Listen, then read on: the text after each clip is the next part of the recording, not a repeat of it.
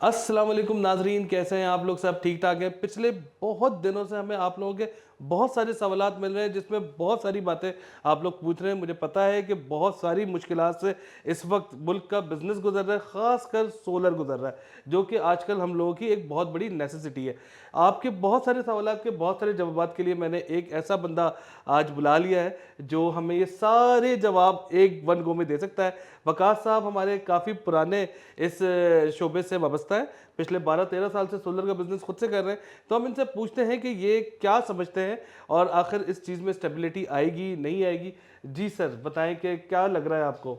देखिए जी, आपने स्टेबिलिटी की बात की तो गवर्नमेंट ऑफ पाकिस्तान ने स्पेशली ये जब नून लीग की गवर्नमेंट आई थी तो आते साथ ही इन्होंने बहुत अच्छी पॉजिटिव खबरें दी कि जी सोलर पैनल्स के ऊपर टैक्सेस ख़त्म करेंगे। लेकिन टैक्सेस ख़त्म करने की न्यूज़ तो दी, लेकिन उसको ड्रैग करते रहे, 2-3 महीने उसको डिले कर दिया। इवेंचुअली जब इसको डिले किया, जब टैक्सेस ख़त्म किए तो उसके फ़ौरन बाद एचएस कोड 84-85 में लिया है सोलर पैनल्स को, और सोलर पैनल्स की इंपोर्ट टोटली बंद कर दी। तो जिसकी वजह से बजाय ये कि प्राइसेस कम होने के प्राइसेस बढ़ गई, क्योंकि इवेंचुअली टैक्सेस खत्म होने के बाद प्राइसेस कम होनी थी लेकिन शॉर्टेज हो गई।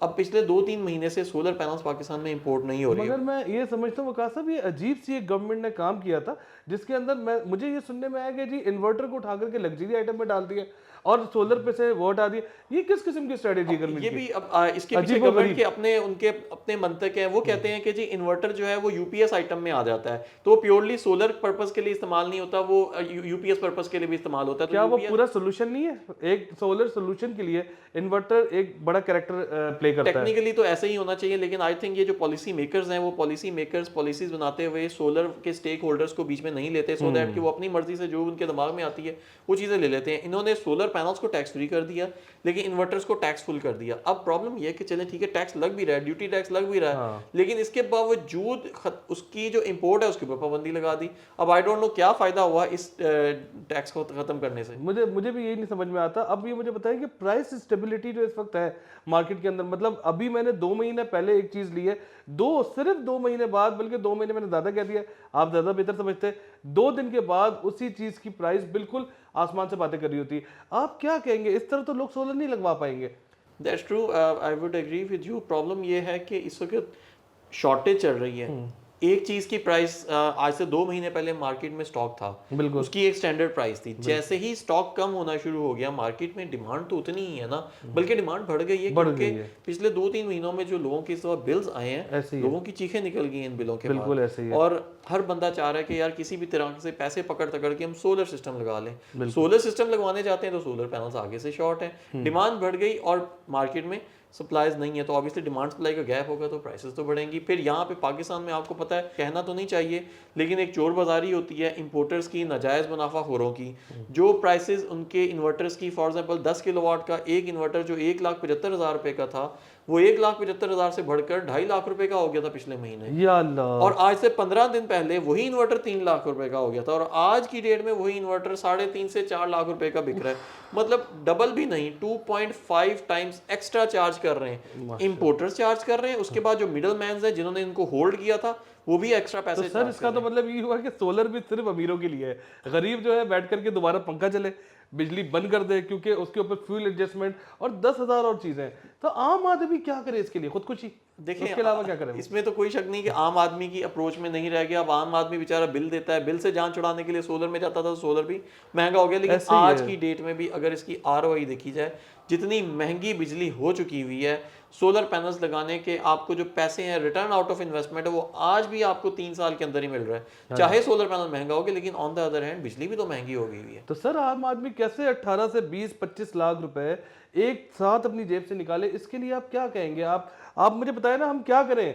मैं एक आम इंसान, एक आम शहरी हूँ, मट्टी के तेल का इस्तेमाल करूँ, अपने ऊपर छिड़क लूँ, क्या करूँ आपके ख्याल में मैं? देखिए, रुपी डिवैल्यूएशन हो गई है, जिसकी वजह से डॉलर जो है, आपको पता है पाकिस्तान में एक कोई स्टेबल रेट तो रहता नहीं है, तो उसकी वजह से इवेंचुअली प्राइसेस तो बढ़ी हैं। लेकिन स्टेट बैंक की एक थोड़ी सी लुक्रेटिव पॉलिसी है आम आदमी के लिए, जिसमें 5 से 6% इंटरेस्ट के ऊपर लोन्स देते हैं, तो आम आदमी इंस्टॉलमेंट्स के ऊपर भी सोलर पैनल्स को लीज करवा सकता है, तो वो भी एक ऑप्शन है। चले जी, एक अच्छी खबर आ गई हुई है। तो ऑब्वियसली अगर आप इकट्ठे पैसे नहीं दे सकते तो कम से कम बाय पार्ट्स आप अपनी सैलरी में से या अपनी इनकम में से थोड़े थोड़े पैसे करके दे सकते हैं। लेकिन ये तो हम उस वक्त देंगे ना वकास साहब, जब मार्केट में चीज होगी। यहाँ तो इन्वर्टर है ही नहीं। आप मुझे बताइए इन्वर्टर की इतनी शॉर्टेज, आपने वो टैक्स लगा दिया, आपने मतलब क्या लग्जरी आइटम में डाल दिया, आपने सब कुछ कर दिया, उसके बावजूद चीज़ मार्केट में नहीं है, मैं क्या करूँ? पिछले 12-13 साल की मेरे इस करियर में, सोलर के करियर में, इतना बड़ा बुरहान कभी नहीं आया, शॉर्टेज वाला बुरहान कभी नहीं आया कि लोग लगवाना चाह रहे हैं लेकिन स्टॉक अवेलेबल नहीं है। ऐसे ही है। गवर्नमेंट की पॉलिसीज की कुछ समझ नहीं आती। एक तरफ वो कहते हैं कि हम रिन्यूएबल एनर्जी को सपोर्ट कर रहे हैं, बाहर से यूनाइटेड नेशंस का और बहुत सारे आलमी इदारों का भी प्रेशर है कि पाकिस्तान में रिन्यूएबल एनर्जी को बढ़ाया जाए, फरोग दिया जाए इसको। लेकिन on the other hand government policy तो बना लेती है लेकिन पॉलिसी को इन्फोर्स करने की नहीं करते। और अब ऑन द अदर हैंड आप ये देख रहे हैं कि नेपरा के टैरिफ्स की भी कुछ समझ नहीं आ रही। नेपरा उस तरफ से जो इंपोर्ट के जो यूनिट्स हैं उनके टैरिफ्स को भी बजाय बढ़ाने के उनको कम कर रहा है। तो गवर्नमेंट सिर्फ मेरा ख्याल है कि न्यूज़ की हद तक तो कह रही है कि हम बहुत सपोर्टिव हैं, बट प्रैक्टिकली टोटली डिस्करेज किया जा रहा है। ऐसे ही इसहाक डार के आने से आपको क्या लगता है, क्या बिजनेसमैन के लिए कुछ होगा?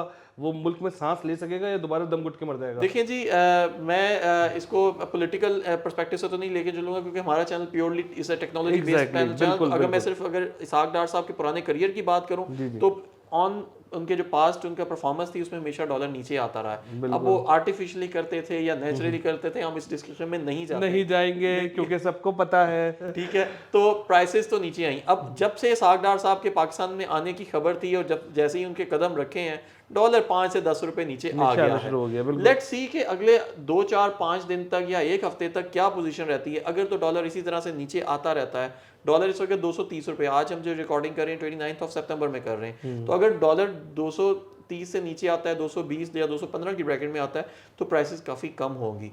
लेकिन अगर शॉर्टेज रहेंगी तो प्राइसेस कैसे कम होगी? जिसके पास स्टॉक पड़ा है वो तो अपने रेट पे ही दे रहा है। मजे आए हैं उसके।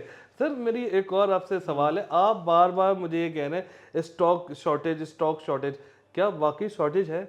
आपको ऐसा लगता है कि शॉर्टेज है या लोगों ने अपने गोडाउन भरे हुए और वो किसी और बुरहान का वेट कर रहे हैं ताकि एक एक इन्वर्टर के ऊपर वो 2-2, 3-3 लाख रुपए कमाए? जी, मैंने आपको जैसे बताया कि यहाँ पे नाजायज़ मुनाफाखोरों की पाकिस्तान में कमी नहीं है और लोग तो यहाँ पे सैलाब आता है तो टेंट्स महंगे हो जाते हैं। सही बात है, ये वो मुल्क है। कोई भी यहाँ पे कुदरती आफत आती है, अगर कोरोना आया था तो मास्क महंगा हो गया, मास्क महंगा हो गया था। बिल्कुल, आपने आम सादा मास्क 100 रुपए का 100 रुपए का, वो थोड़ा सा बेहतर वाला मास्क मैंने 3000 रुपए में खरीदा था। एग्जैक्टली, तो मैं एक दिन भी यूज नहीं कर सका। जो लाइफ सेविंग चीजें हैं उनके ऊपर लोगों ने इतना प्रॉफिट कमाया, तो यहाँ पे तो ये तो फिर सोलर है। ये तो सोलर है। तो यहाँ पे ज्यादती है बहुत सारे इंपोर्टर्स की तरफ से जिन्होंने इस वक्त अपने गोदाम भर के रखे हुए हैं। वो सिर्फ इस चीज का इंतजार कर रहे हैं कि इतना ज्यादा शदीद बहरान हो जाए तो हम थोड़ा थोड़ा करके उसको डबल ट्रिपल रेट के ऊपर बेचें। आई डोंट नो ये इसका क्या इनका बनेगा स्ट्रेटजी, क्या करेंगे? हम लोग मरेंगे, मतलब सबने हमें ही मारना है, एक गरीब आदमी को ही मारना है, सारी पॉलिसीज अगेंस्ट हमारी हैं। तो जो बीच में मिडल मैन है या जो ईपीसी कंपनीज हैं जो कि ये